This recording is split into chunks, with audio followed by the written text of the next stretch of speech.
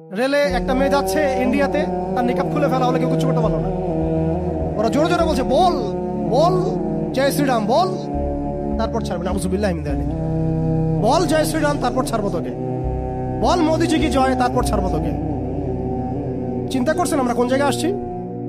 আমাদের কি ভারতে মসজিদের অভাব আছে, মাদ্রাসার অভাব আছে? ভারতে কি মুসলমানদের সংখ্যার অভাব? তাহলে কেন এই জায়গায় আসলো? একটাই কারণ, রাজনৈতিক শক্তি না থাকলে উম্মার অবস্থাই হয়। একটা অঞ্চলে ইসলামী ইমারা শরিয়া কায়েম করার জন্য 100% মানুষের 100% পরিপূর্ণ মুসলিম হওয়া শর্ত না।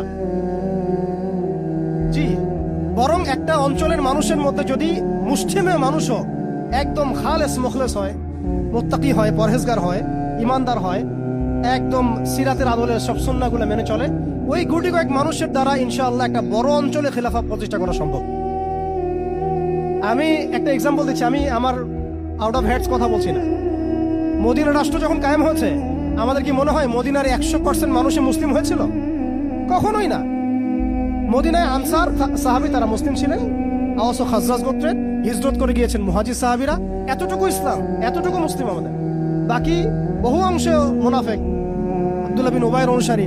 আর বড় বড় 3টা গোত্র আছে ইহুদিদের, বনু কোরাইজার, বনু কাইনুকার, বনু নাজিরের, খায়বার ইহুদিরা আছে, পত্তলিকরা আছে, কিছু নাসারাও আছে আশেপাশে। তারপরেও সেখানে ইসলামী রাষ্ট্র কায়েম হয়েছে। এই শর্তটা যারা জুড়ে দিচ্ছেন, এটা ঠিক হচ্ছে না যে একদম 100% মানুষের ইসলাম না হওয়া পর্যন্ত আমাদের এখানে ইসলামী শরিয়া কায়েম করা যাবে না। এই কনসেপ্ট ঠিক না। বরং আপনি দেখেন, একটু খেয়াল করে দেখেন, একটা এক্সাম্পল দেই। জুলাই অভ্যুত্থান, ঠিক আছে, এই সময় মাঠে ময়দানে ছিল সব মিলায় ধরেন 20% মানুষ এই বাংলাদেশের, বাকি 80% মানুষ ঘরেই ছিল, আজও ঘরে আছে, শরিয়া কায়েম হলেও ঘরেই থাকবে। আপনি খেয়াল করে দেখেন, তাদের কিছু যায় আসে না, তারা যেভাবে ছিল সেভাবে আছে। আগে ছিল একটা শাসন, তাদের কাছে মনে হচ্ছে এখন আরেকটা শাসন আসবে। তাদের চিন্তায় তো এতটুকু, চিন্তার লিমিটেশন এতটুকুই। একজন গেছে আরেকজন আসবে, একটা আগুত গেছে আর একটা আগুত আসবে, মদের বোতল চেঞ্জ হবে, মদ সেম থাকবে।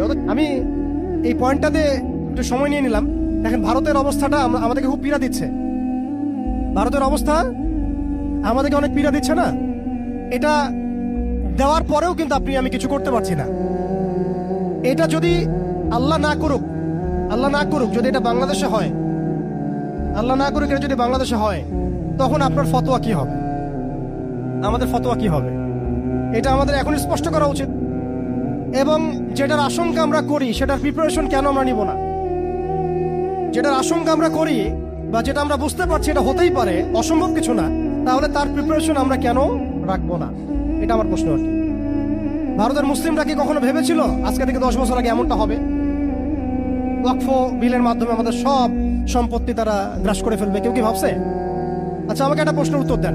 আগামীকাল যদি দারুল উলুম দেওবন্দ তারা দখল করে ফেলে, বলেন, আগামীকাল যদি তারা বলে দারুল উলুম দেওবন্দ আমাদের, এখান থেকে বের হও সবাই, কি করবেন আপনারা? না, আমরা কি করব? ফতোয়া কি আসবে? কোন স্ট্রং ফতোয়া আসবে কিনা? সেটাকে প্রতিহত করার জন্য আমাদের জীবন দেওয়ার প্রশ্ন আসবে কিনা? এটাই তো কথা।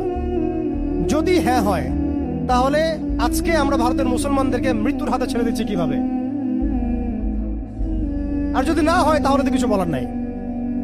মানে আমাদের সামনে রাস্তা তো 2টা, হয় তাদের সামনে, আমাদের বলতে আমি তাদেরকে আমাদের অন্তর্ভুক্ত করে বোঝাচ্ছি, তাদের সামনে রাস্তা 2টা, হয় এখন তাদের মার খেয়ে মরবে, জিল্লতির সাথে থুতু চাটাচ্ছে তারা রাস্তায়, আমাদের মুসলিম ভাইদেরকে তারা থুতু চাটাচ্ছে রাস্তায়, মেয়েদেরকে নগ্ন করতেছে, বাড়িঘর জ্বালাই দিচ্ছে, মসজিদ ভেঙে দিচ্ছে, মাদ্রাসা দখল করতেছে, গরুর গোশত নিয়ে গেলে পিটাই মেরে ফেলতেছে, বাবার সামনে মেয়েকে ধর্ষণ করতেছে। সবচেয়ে বড় কথা, আমাদের নিরপরাধ ভাইদেরকে তারা একটা ইস্যু ক্রিয়েট করে হত্যা করতেছে। এটা একটা জেনোসাইড, গাজার মতোই একটা অবস্থা তারা সৃষ্টি করছে ভারতে, কাশ্মীরে। কথা হচ্ছে তাদের সামনে অপশন কয়টা? হয় তারা এই জিল্লতিগুলো সহ্য করে এভাবে লাঞ্ছনার মৃত্যু মরবে, অথবা প্রতিহত করে শাহাদাতের মর্যাদায় মারা যাবে, শহীদ হবে। এর বাইরে কোনো রাস্তা আছে কিনা? এখন আমরা যদি আমাদের পার্শ্ববর্তী অঞ্চল সম্পর্কে সচেতন থাকি, তাহলে আমাদের অভ্যন্তরীণ বিষয়গুলো সম্পর্কে আমাদের সচেতন থাকা উচিত কি উচিত না?